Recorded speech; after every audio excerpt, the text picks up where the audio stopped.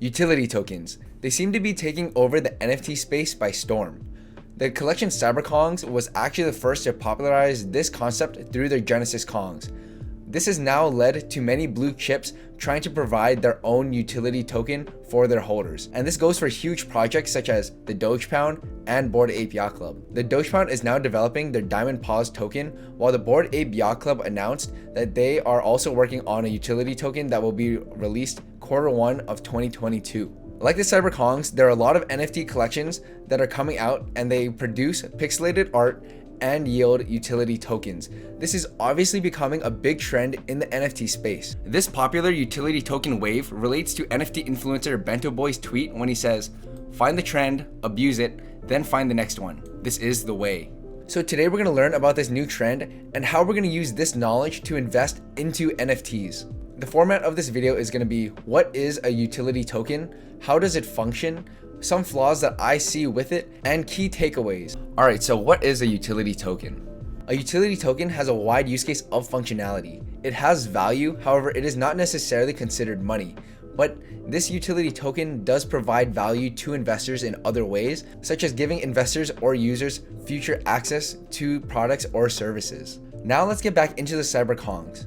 When we look at their collection, we can see that they have a floor price of just above 5 Ethereum. However, when we filter out for the Genesis trait, we can see that these Cyberkongs are going for about 100 Ethereum or nearly $410,000. And you may be wondering to yourself, why are these Genesis Kongs going for so much money? And it is because they yield 10 bananas or 10 Cyberkong utility tokens a day. Today, a banana is worth about $45, and since we get 10 of them a day, that's $450 that you're getting in bananas. And when we extrapolate that number into a whole year, that comes out to nearly $164,000. However, also keep in mind that the price of these bananas also fluctuate because at their all-time high, they were actually going for about $120 per banana, which basically comes out to $438,000 a year. So how does it work and why are these bananas worth so much money?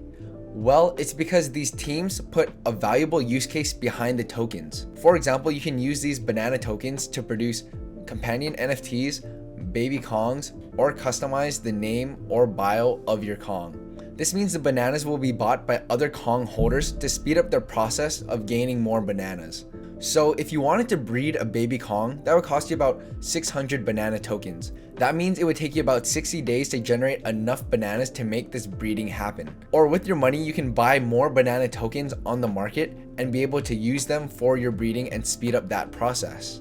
Now we ask ourselves, why do people want to buy these banana tokens and speed up the process of making these companion NFTs? Well, it's because after you breed, you get a baby Kong and a Cyberkong VX.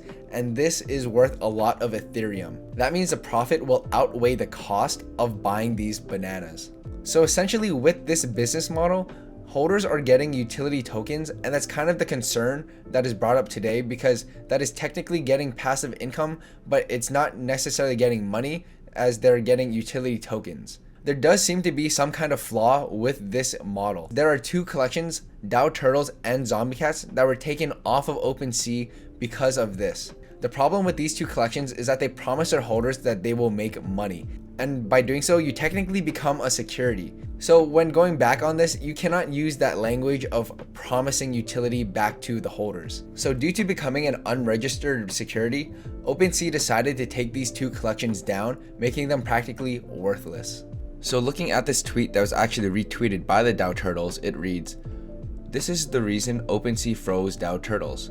This could be the turning point for NFTs if OpenSea is allowed to enforce such a strict policy. What does this mean for the future of NFTs and current projects such as Cyberkongs, Bears Deluxe, Zombie Toads, and Mutant Cats?"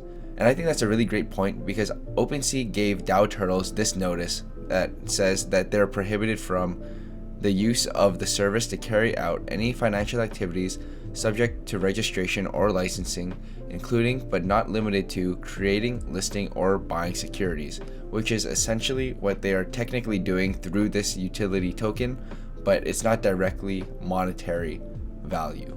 To understand if something is a security, most people use the Howey test, and it consists of 4 components. It is an investment of money, a common enterprise, expecting profit, and this is derived from the effort of others. So after evaluating utility tokens, there are obviously some key takeaways. First, we want to look at how useful are these utility tokens, because depending on that is where the value of the utility token comes from. If nobody wants to use these tokens in the way it's supposed to on the platform, then there will be no use case for the token, making it very worthless. Another key factor after looking at the Turo DAOs and Zombie Cats, we want to see 1 banana equals 1 banana or something along those lines, and not necessarily having economic benefit, such as putting a dollar amount on it. Lastly, I will say, as NFTs are becoming an emerging market, the SEC rules seem to be a little blurry right now, although later down the line, it will probably be more strict and straightforward. That being said, we are not sure if the SEC will crack down on these utility token collections later down the line, but I do think that they are pretty interesting. And that is going to wrap up this breakdown of utility tokens. If you guys enjoyed the video or found it useful at all, please drop a like and subscribe, as I am going to be posting more NFT content. Personally, I'm not opposed to this business model, and I do own 2 Dogepound NFTs, so it is going to be interesting to see how they run their Diamond Paws token. And remember, as always, this is not financial advice. I'll see you guys later.